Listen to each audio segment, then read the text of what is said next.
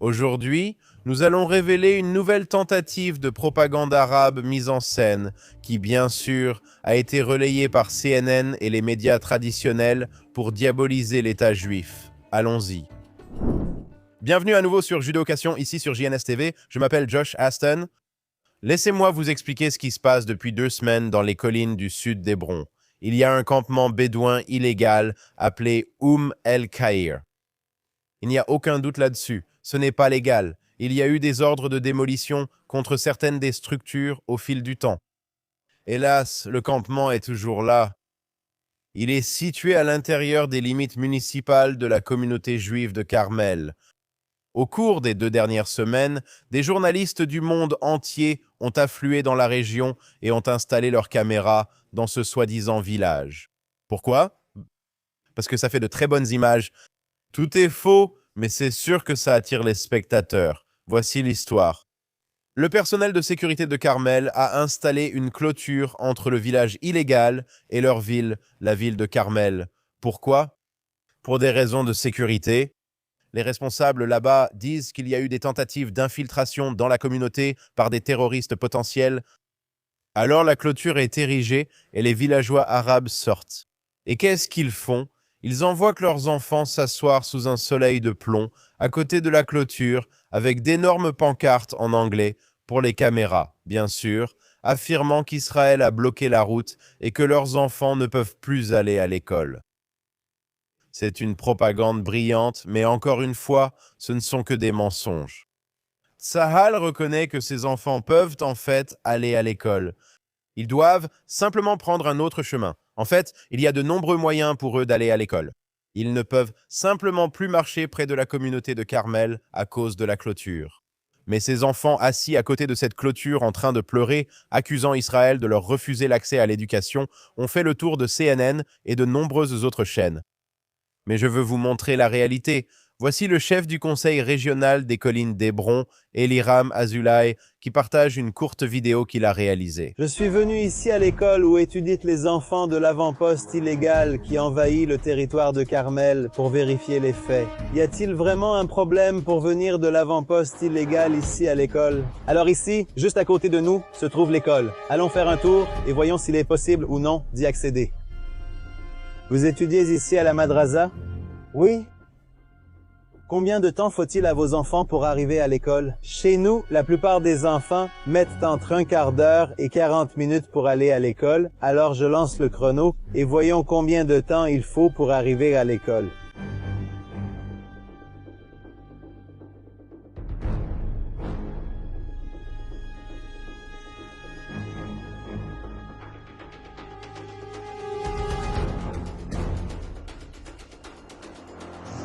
Nous sommes arrivés, regardez la montre. Daka ve 10 shniyot.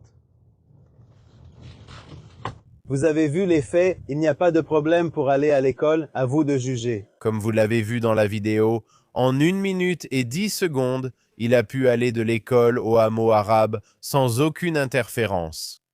Il n'a été bloqué d'aucune manière. Donc si le maire peut le faire, ses enfants le peuvent aussi. Mes amis, ceci est un événement de désinformation coordonnée. C'est bien fait. Je leur accorde ça. Si vous regardez ça sur CNN, bien sûr, vous allez compatir avec ces enfants.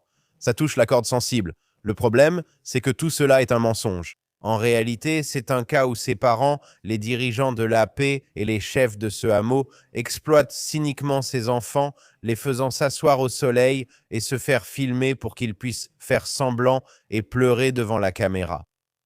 J'ai la chance d'utiliser cette plateforme pour partager avec vous ce qui se passe ici. Malheureusement, beaucoup sont déjà tombés dans le piège, grâce aux soi-disant médias réputés, qui en réalité jouent un rôle majeur dans cette histoire en aidant à répandre ces mensonges à travers le monde. Mon message pour vous, c'est de ne pas croire tout ce que vous voyez. Il est important de creuser un peu plus profondément. Pour continuer, cette semaine, une attaque terroriste a été empêchée à la dernière seconde dans la région de Binyamin.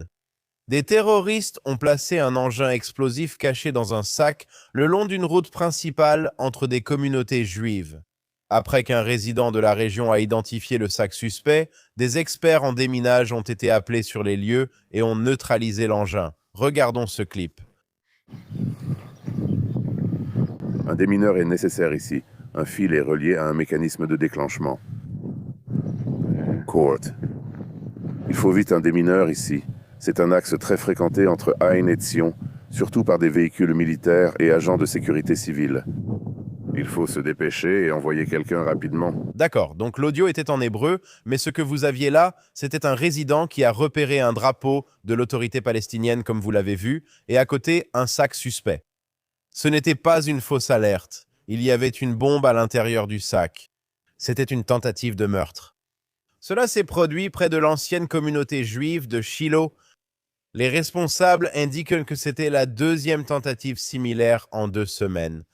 Lors de l'incident précédent, les terroristes avaient placé un faux engin, alors que cette fois-ci, il était réel. C'était une bombe artisanale active et dangereuse.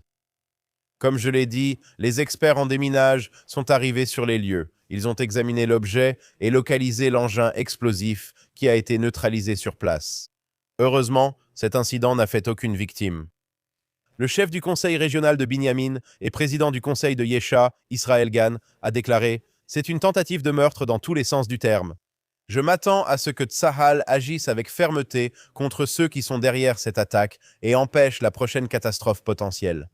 Nous ne devons pas attendre qu'une telle catastrophe se produise pour agir. Les amis, c'est complètement fou. Des bombes et des sacs près des communautés juives. Ce n'est pas quelque part loin, en Iran, au Liban ou à Gaza. C'est entre des communautés juives, dans une zone très fréquentée. Les responsables doivent être retrouvés et punis en conséquence. Il faut instaurer une dissuasion pour que ce type d'attaque ne se reproduise plus. Il faut instaurer une dissuasion pour que ce type d'événement ne se reproduise plus. Pour continuer, le Jérusalem Post rapporte que les écoles gérées par l'Agence des Nations Unies pour les secours et les travaux pour la Palestine, pour les réfugiés au Proche-Orient, connu sous le nom d'UNRWA, a réduit ses activités éducatives à 4 jours par semaine. En réponse à d'importants problèmes de financement, selon l'adjoint à l'information publique du bureau de terrain de l'UNRWA en Cisjordanie, cette réduction des jours d'école a été provoquée par des difficultés financières et s'est accompagnée d'une réduction de 20% du temps de travail du personnel de l'UNRWA. Ces mesures devraient se poursuivre jusqu'à la fin de l'année scolaire. C'est en fait une excellente nouvelle. L'UNRWA abreuve les enfants de ces écoles d'un enseignement quotidien de haine et d'incitation contre Israël et le peuple juif. Donc, si leurs écoles en Judée, en Samarie et à Jérusalem fonctionnent un jour de moins, c'est un jour de moins de haine et d'incitation.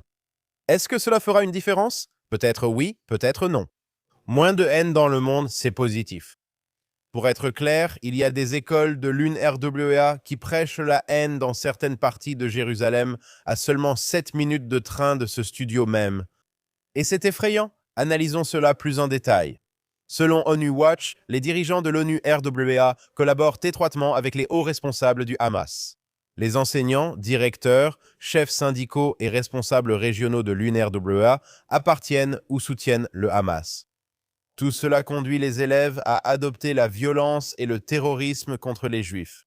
Regardons cette vidéo de ONU Watch. La base à l'école concerne Israël. Il n'y en a pas, il n'y a aucun mal. Alors, tu détestes les Juifs Voici qui ils sont maintenant et ainsi, et nous prenons notre droit.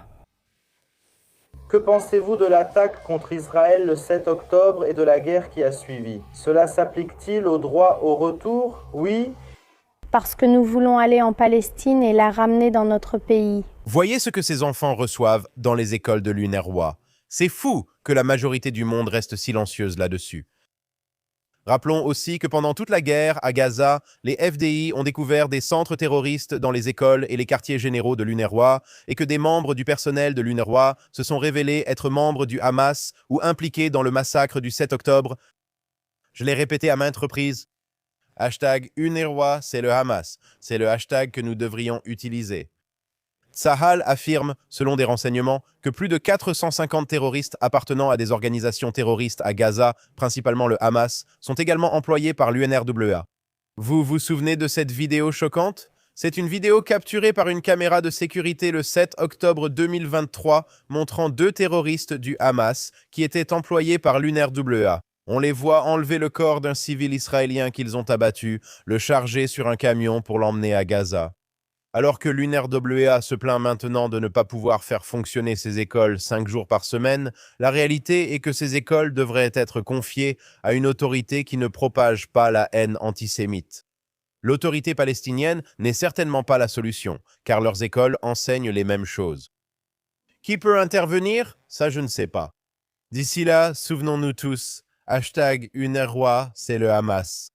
Israël ne prévoit pas d'étendre sa souveraineté à la Judée-Samarie, du moins dans les prochains mois, en raison de l'opposition du président américain Donald Trump à cette mesure. C'est ce qu'a déclaré le ministre israélien des Affaires étrangères Guidon Sa'ar. Cela repose sur un rapport du média Ynet. Nous devrons instaurer la souveraineté. Cela ne doit se faire qu'en coordination avec les États-Unis d'Amérique, a déclaré Sa'ar aux membres de l'organisation American Friends of Likud lors d'un briefing, selon un enregistrement obtenu par le média hébreu Ynet.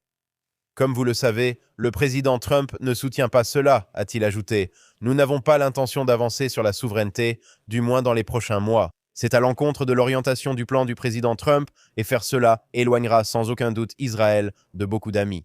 Mes amis, ce n'est pas une situation simple. Le président Trump est un véritable ami de l'État d'Israël. Mais de plus en plus de personnes à qui j'en parle disent que si seulement le président comprenait vraiment ce qui se passe ici, il soutiendrait la souveraineté israélienne sur la Judée et la Samarie. J'espère que quelqu'un viendra lui expliquer. Je sais que tu ne veux pas faire de vagues, surtout pendant la guerre où les États-Unis et Israël combattent côte à côte. Mais que se passera-t-il si une administration moins amicale prend le pouvoir plus tard? Cela fait presque 60 ans que le statut de la Judée et de la Samarie est dans l'incertitude. Finalement, nous devons décider à quoi ressemblera notre avenir, et je crois fermement que la souveraineté israélienne sur la Judée et la Samarie est la voie à suivre. En poursuivant, Tsahal a annoncé mardi que des soldats, aux côtés de la police des frontières, agissant sur la base de renseignements de sécurité, ont appréhendé 6 suspects arabes impliqués dans des activités terroristes, de l'incitation et la possession d'armes. Les arrestations faisaient partie d'une opération antiterroriste dans les zones d'Al-Ram, Kafar Akab et Kalandia, au cours de laquelle les soldats ont fouillé environ 100 bâtiments et interrogé plus de 40 suspects. Cela se passe juste à l'extérieur de Jérusalem. De plus, les soldats ont localisé et confisqué plus de 10 armes, dont des pistolets, des armes Carlo, un fusil de chasse, des fusils M16 et M4, ainsi que des bombes artisanales à tubes, des pièces d'armes, des munitions et du matériel militaire. Les personnes interpellées ont été transférées pour interrogatoire au poste de Binyamin, dans le district de Judée et Samarie de la police israélienne. Donc, un jour de plus, une nouvelle opération antiterroriste en Judée et Samarie. Ne croyez pas ceux qui détestent Israël et ces menteurs qui prétendent qu'il n'y a pas de terroristes dans cette région. Ils disent souvent que le Hamas n'existe qu'à Gaza. Leur objectif est de créer l'impression qu'Israël et les FDI aiment aller dans ces villages arabes au milieu de la nuit sans raison, juste pour harceler les habitants, peut-être. Regardez ces images, elles racontent une toute autre histoire. La réalité, c'est que des terroristes sont actifs chaque jour dans ces zones, avec pour objectif d'essayer de tuer des civils israéliens et d'attaquer des soldats israéliens. Les photos ici racontent toute l'histoire, et cela ne concerne qu'une période spécifique de 24 heures. Des opérations antiterroristes comme celle-ci sont menées chaque nuit. Heureusement, c'est possible car les troupes israéliennes accèdent aux zones contrôlées par l'autorité palestinienne. En revanche, Israël n'avait pas accès à Gaza depuis 2005. Et c'est pourquoi, malheureusement, nous avons eu le massacre du 7 octobre. Que Dieu protège les hommes et les femmes courageux de Tsahal qui mènent ces raids antiterroristes nécessaires chaque nuit. En même temps, 2 soldats de Tsahal ont été blessés lorsqu'ils ont été attaqués par des terroristes lors d'une opération en Samarie mardi dernier. Lors d'une opération de Tsahal dans la région de Silwad, 2 terroristes ont attaqué 2 soldats de Tsahal qui ont été blessés et évacués vers un hôpital proche, selon l'armée. Les troupes ont répliqué en ouvrant le feu, un terroriste a été tué et un autre a été neutralisé. Il a ensuite été appréhendé par les soldats. Son état n'a pas été immédiatement précisé. Selon le média israélien Ynet, les soldats blessés appartenaient au bataillon d'Ukivat de la brigade Kafir.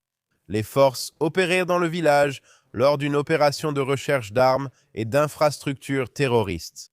Les soldats auraient été poignardés par les terroristes. Encore une fois, l'un des terroristes a été tué et l'autre a été placé en garde à vue. Et enfin aujourd'hui, au cours des dernières semaines, je vous ai tenu informé de l'évolution de la législation dans le Tennessee. Les législateurs de l'État du Tennessee discutaient de rendre illégale l'utilisation du terme Cisjordanie lorsqu'on parle de Judée et Samarie, le cœur biblique de l'État d'Israël et du peuple juif. Et si vous vous souvenez, je vous ai encouragé à contacter le gouverneur du Tennessee, Bill Lee, et à l'encourager à signer une loi exigeant l'utilisation par l'État des termes Judée et Samarie. Il y a quelques jours à peine, c'est peut-être grâce à une des lettres que vous avez écrites.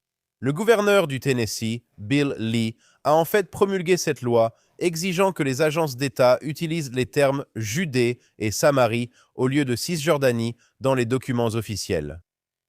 La loi reconnaissant la Judée et la Samarie a été adoptée plus tôt ce mois-ci par l'Assemblée générale du Tennessee. Elle interdit aux entités de l'État d'utiliser le terme Cisjordanie dans les directives, règlements, communiqués de presse, briefings et autres documents gouvernementaux avec des dérogations limitées autorisées à la discrétion du chef d'agence. La loi stipule que Judée et Samarie sont historiquement, bibliquement et légalement les termes exacts pour désigner la région.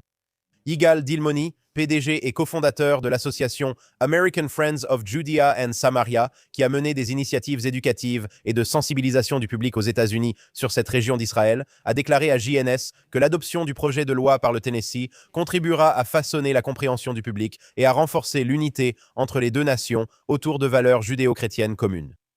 Dilmoni a déclaré que cela modifiera progressivement le discours sur Israël.